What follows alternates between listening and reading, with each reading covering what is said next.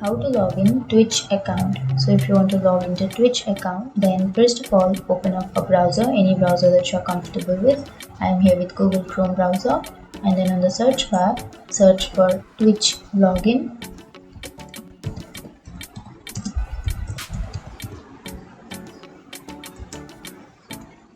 And in here you will have the first option which says www.twitch.tv login. Click on that.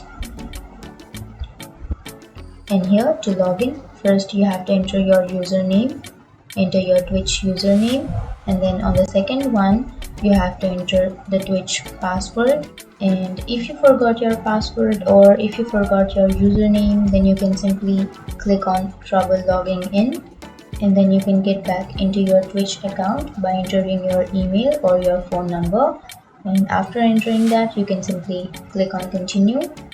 But if you remember your username and password, then that's best. So after entering your username and then password, you can simply click on login.